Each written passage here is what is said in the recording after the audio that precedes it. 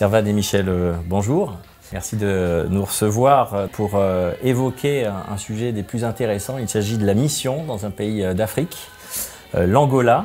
Vous aviez prévu, en préparant ce petit entretien, de l'appeler « Allumer le feu ». Un terme qui veut dire beaucoup de choses. Alors avant de rentrer dans le vif du sujet, je propose qu'on vous présente. Vous êtes membre de la communauté de l'Emmanuel depuis près de 25 ans. Vous êtes marié depuis 30 ans bientôt. Vous avez 5 enfants, 2 petits-enfants et vous avez été appelé il y a maintenant 4 ans par la communauté de l'Emmanuel et par les responsables d'un service qui intervient à travers le monde pour vous envoyer comme coordinateur, on pourrait dire responsable d'un pays pour apporter, transmettre des valeurs de fraternité et notamment celles de la communauté de l'Emmanuel. Alors oui, on a été appelé en tant que correspondant de pays par le responsable zone Afrique, délégué du modérateur, donc Pierre-François Graffin et sa femme Christine. Cette expérience aussi on pourrait dire un peu l'expérience des premiers apôtres, il y avait vraiment une fondation, non? C'est ça? Est-ce que c'est trop présomptueux de dire ça? Vous avez été un peu fondateur ou accompagnant pour justement mettre en place ces fondations de la communauté naissante? En dehors de la capitale où il y avait un petit noyau depuis une vingtaine d'années, c'est vrai que ce lieu très isolé présentait vraiment peu de... On a été étonnés de voir que la première fois que nous y sommes allés, ils étaient demandeurs d'apprendre à louer. On a passé un après-midi, comme vous le voyez sur ces photos, à apprendre à louer, à découvrir ce qu'était la louange, qui est vraiment un charisme aussi du renouveau charismatique. Et donc, pendant 1 an, nous ne les avons pas vus et nous sommes revenus l'année d'après. Alors, avec de temps en temps des chants qui étaient... On avait du mal à reconnaître la mélodie parce que voilà, ils avaient fait ce qu'ils pouvaient pour l'apprendre. Et puis, on réajustait. Mais de voir que le petit séminaire qu'on a fait de préparation à l'effusion d'esprit avec une vingtaine de personnes a été très fructueux et que l'année suivante, la 3e année,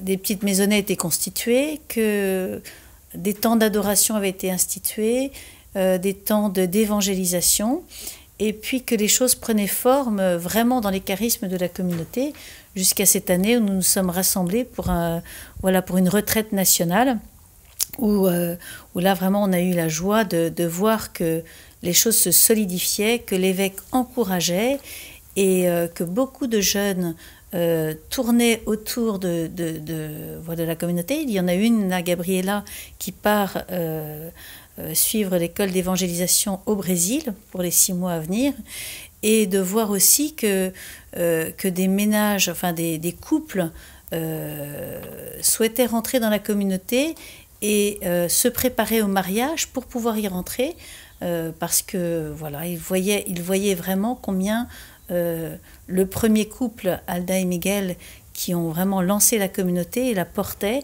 rayonnent, et ils avaient envie de les suivre. Comme les premiers apôtres, un peu, oui, c'est ça.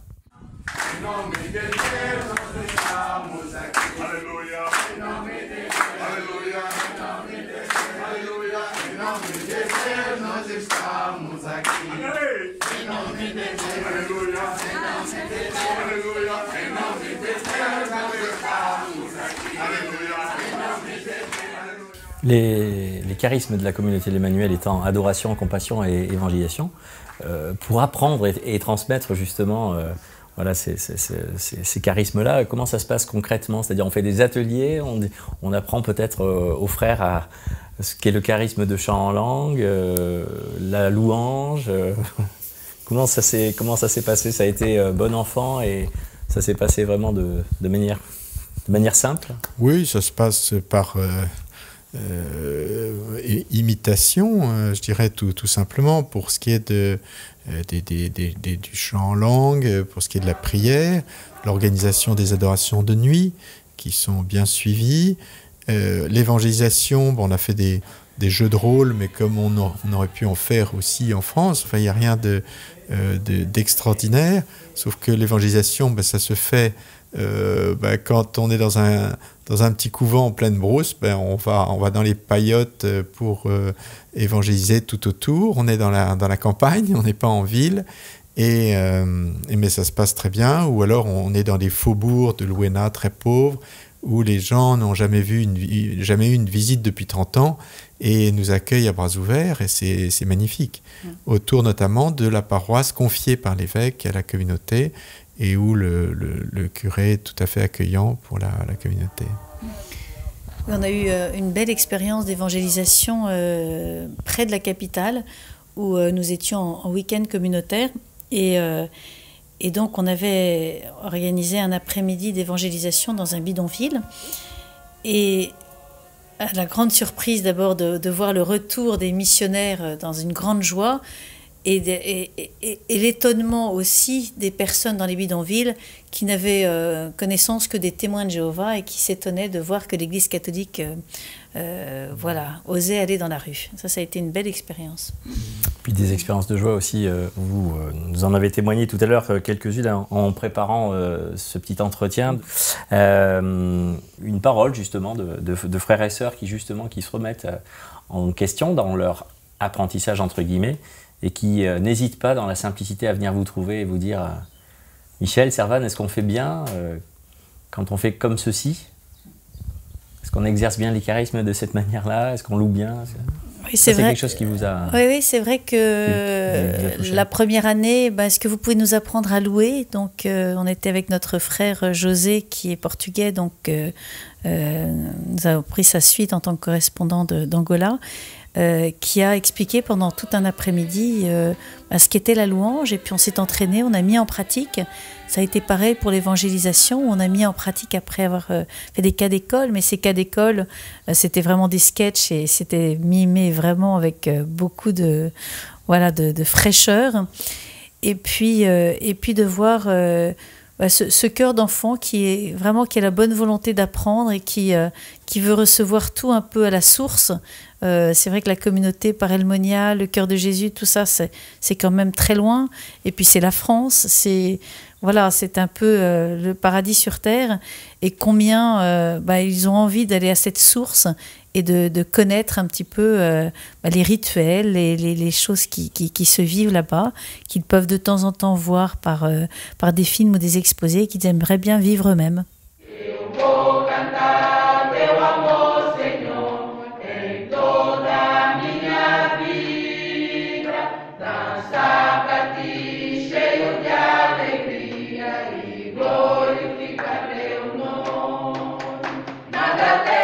S'il y a quelque chose que vous deviez garder ou retenir, non seulement de ces expériences passées, de ces 4 dernières années, mais aussi de cette mission que vous avez vécue il y a quelques semaines? Alors je dirais vraiment la joie dans la simplicité, la joie toute simple d'être entre frères, de chanter comme des enfants, avec un cœur d'enfant, d'être soi-même, sans masque. Et puis ce qui m'a aussi frappée, c'est que finalement, avec des petits bouts de ficelle, on arrive à mettre des fils électriques et avoir de la lumière à une soirée communautaire, plutôt que d'avoir une veillée dans le noir à la bougie, de voir que finalement, les inspirations, les créativités, un peu de dernière minute, et avec rien. J'ai été très touchée par ils n'ont pas grand-chose, mais ils ont tout. C'est vraiment ce que je garde. Voilà. Ils ont peu de choses, mais ils ont tout. Ils sont de la joie. Oui.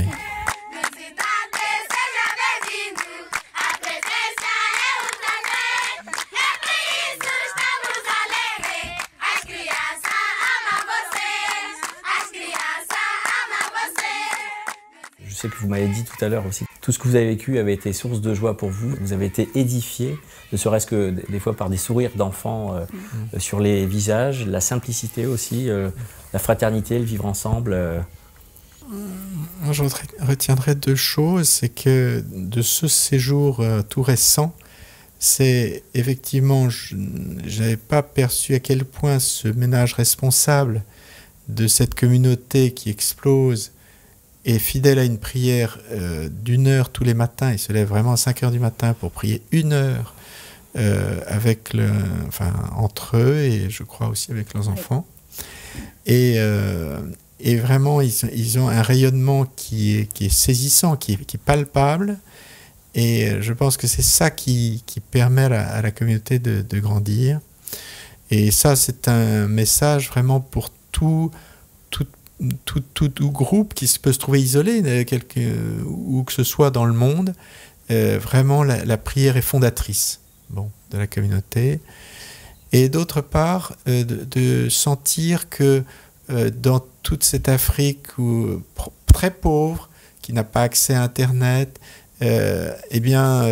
on voit des enfants qui chantent, qui ont un sourire rayonnant qu'on ne trouve nulle part ailleurs, des gens qui vivent très simplement encore autour du feu tous les soirs en pleine savane, et ce sont des trésors de fraternité finalement et d'humanité qui donnent beaucoup d'espoir dans l'Afrique. Alors que nous, dans nos pays occidentaux, nous avons tendance à vivre de plus en plus seuls les uns et les autres, bien que nous soyons tous reliés les uns aux autres, mais finalement, est-ce qu'on n'est pas de plus en plus seuls aussi du point de vue de la fraternité? Merci beaucoup, Michel et Servane, d'avoir répondu à ces questions. Voilà, amen. Merci beaucoup.